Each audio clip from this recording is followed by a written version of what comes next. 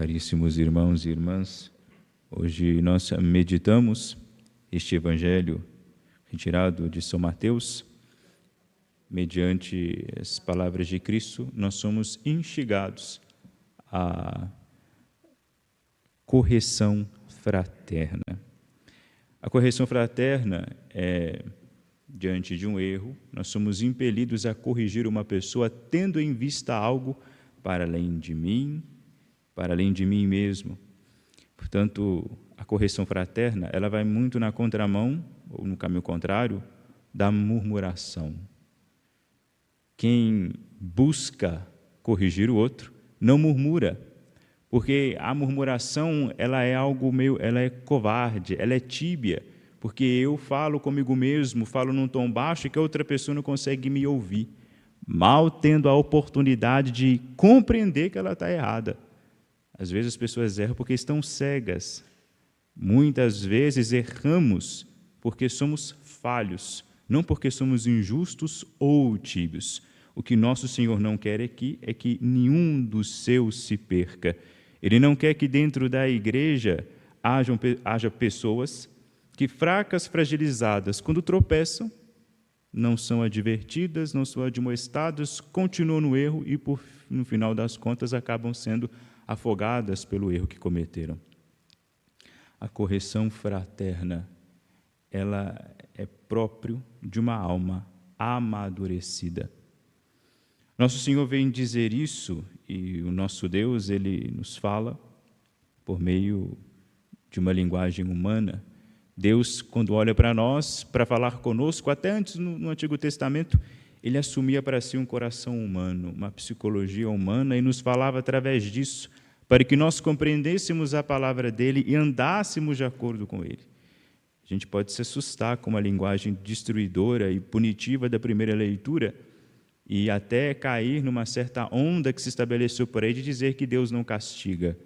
É claro que Deus castiga, porque Deus é Pai. É próprio do Pai impor alguma punição para o seu filho, corrigir o seu filho quando ele erra.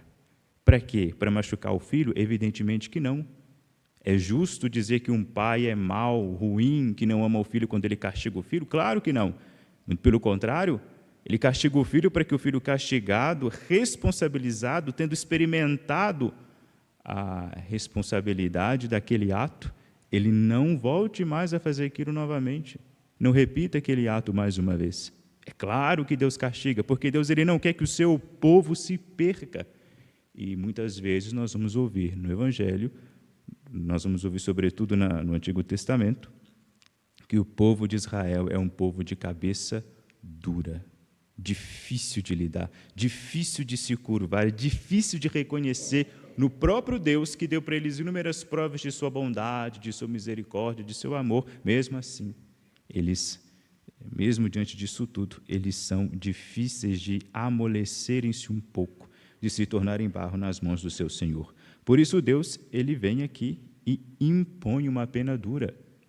Pune, apresenta diante desse povo que ele quer corrigir a destruição.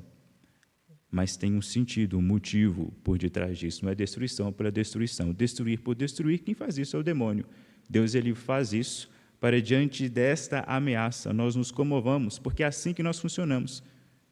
Ao entrar em diálogo conosco, ao entender aquilo que nós somos e como nós agimos, ele faz esse tipo de ato, porque é assim que nós correspondemos às coisas. Até hoje, nós compreendemos, hoje nós somos impedidos, melhor dizendo, nós somos impedidos de cometer determinados atos, porque vem diante de nós um bojo cheio de responsabilidade, um bojo cheio de consequências dos nossos atos. Portanto, nós não fazemos. Tem muita gente que não mata e não rouba, porque pode ser preso, porque se não fosse preso, mataria e roubaria.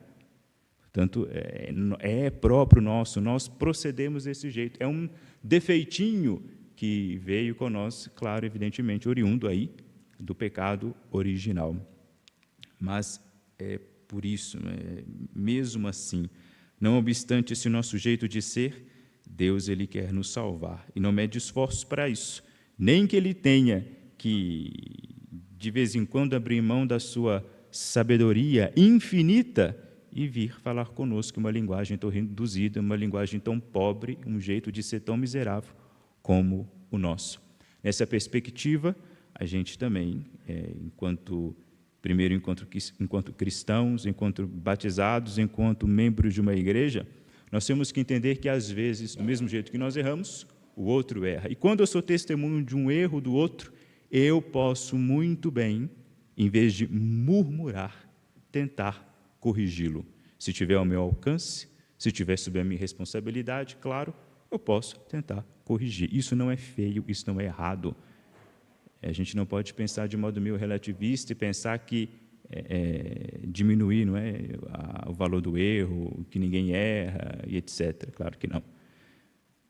Se nós somos testemunhos, se nós fazemos justiça à verdade, se nós vemos que realmente o nosso irmão está num caminho um pouco esquisito, eu preciso ir e corrigi-lo. E aqui no Evangelho está o processo. Se ele não te ouve, chama mais uma testemunha. Se a testemunha, se ele não, mesmo assim continua insistindo no erro, leve-o à igreja. Se mesmo assim ele continuar teimando, trate como se fosse um pagão ou um pecador público. O escândalo do pecado público. Vejam, o pecador, a imagem do pecador é aquela pessoa meio oprimida mesmo, acuada, porque que esforça para vencer o seu pecado, esforça-se para vencer as suas fraquezas e não dá conta, mas ela tem vergonha, ela não se agrada desse estado em que ela se encontra, então ela fica meio encolhida. O sacramento da penitência ele é sigiloso por isso, para que a pessoa tenha a liberdade de dizer, olha, eu vou expor o meu erro, o meu pecado, a minha vergonha para alguém, mas eu sei que aquilo ali, por lei rígida, deve ficar guardado, para que eu não seja exposto, porque ainda na nossa psicologia humana a gente precisa de um pouco de autoestima para continuar a viver. A gente merece ter uma boa fama. A igreja defende isso. Todo ser humano, todo homem, católico ou não, tem direito à boa fama. Por isso a fofoca é um pecado gravíssimo, é o mesmo que matar. Nessa intenção, né, mantendo a integridade da pessoa, a confissão ela é um sacramento privado e sigiloso. Mas por quê? Por causa dessa imagem do pecador, essa pessoa acuada. O pecador público não, ele não é essa imagem do pecador, da ovelha que está com a pata quebrada, que precisa ser carregada ao colo pelo pastor. O pecador público não. O pecador público ele é como se ele tivesse se transformado de uma ovelha para um lobo. Ele se torna algo perigoso, porque o pecador público ele está convicto do seu erro. Ele não se rebaixa mais, ele não se corrige mais, ele não se importa que aquele ato que ele faz ou que aquele modo dele de viver seja visto pelos outros. Até defende, às vezes, o erro, propaga o erro e muitas vezes quer levar outras pessoas ao erro. São Paulo ele é muito radical quando ele encontrou, em um determinado caso, numa de suas comunidades, 2 casos desse tipo. Um deles ele até entrega, ele diz, São Paulo diz, entregue ele a Satanás, ou seja, tire ele da igreja. Porque se ele ficar aqui, ele se torna algo nocivo para as outras pessoas que estão ali fracas e acuadas, com a pata quebrada, com dificuldade de se defender. No fundo, a correção fraterna é uma das grandes expressões de caridade que nós podemos cometer para com o nosso irmão. Porque se eu, amando a verdade, apaixonado pela verdade, vejo que o meu irmão está indo para o lado da mentira, fazendo um favor à verdade, não a mim mesmo, à verdade, eu vou lá e digo, olha, apresento-lhe a verdade, olha, o senhor não está fazendo isso aqui de modo correto, o senhor está aí caminhando para o abismo. Se ele me ouve, eu ganho meu irmão. Se ele me ouve, ele adere à verdade, preste um favor à verdade. E se ele volta para a igreja, se ele volta à verdade, eu prestei um serviço de caridade, porque eu salvei, salvei, introduzi novamente na igreja o meu irmão, introduzi novamente, na verdade, aquele que estava trilhando o caminho da mentira. Caridade, meus irmãos, uma das grandes obras de caridade é instruir os ignorantes. É uma grande obra de caridade, é um grande gesto de misericórdia nós expormos esse tipo de doutrina às pessoas, porque a mentira, a ilusão, ela causa muita dor e causa muito sofrimento. A gente mal sabe, mal consegue compreender quão é sofrida a vida das pessoas que estão caminhando para o abismo ou que já estão chafurdadas ali no abismo.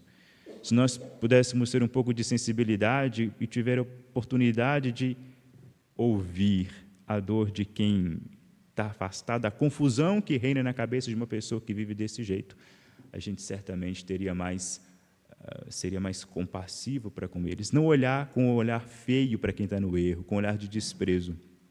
Não é o olhar de Cristo, não é o olhar de Deus. O olhar de Deus é um olhar de misericórdia, é um olhar que se contorce dentro de si quando vê alguém nessa necessidade, né, despencando no abismo. Claro, não é? Essa postura, essa proatividade para esse tipo de coisa, para correção fraterna e não para murmuração, só pode vir de um coração puro e de um coração pequeno. No início desse capítulo, do capítulo 18, Jesus vai dizer: quem não tiver o coração como o coração de uma criança, não entrará no reino dos céus. Porque a criança ela não titubeia antes de protestar diante do erro. A criança ela não deixa para depois. Ela tenta resolver. Se não na hora, ela vai recorrer a quem pode, o mais importante. Se ela vê uma casa pegar fogo, ela não vai lá tentar apagar, mas ela vai sair gritando para quem quiser ouvir que a casa está pegando fogo, porque ela tem certeza que algum adulto que vai escutar, ela vai ali apagar o fogo. Ela aceita a realidade, ela é obediente, ela é livre nos seus sentimentos, ela é livre na sua vontade. Então, ela tem mais facilidade, ela tem mais capacidade para se conformar. Não se conformar com a mentira, ela tem facilidade de se conformar com a verdade. O homem com coração semelhante ao coração de uma criança tem mais facilidade, mais liberdade, mais humildade para conformar o seu coração ao coração de Cristo. E, claro, tendo o seu coração conformado ao coração de Cristo, ele pode, sem medo de estar sendo injusto, sem medo de errar, virar para o seu outro irmão, pegá-lo pela mão e puxá-lo de volta. Isso aí não é serviço exclusivo, por mais que seja de mais responsabilidade nossa, não é um serviço exclusivo dos ministros ordenados, mas é um compromisso, um dever, um direito de todos nós que somos batizados, que nascemos, morremos e nascemos, ressuscitamos com Cristo. Glória ao Pai, ao Filho e ao Espírito Santo. Agora e sempre. Amém.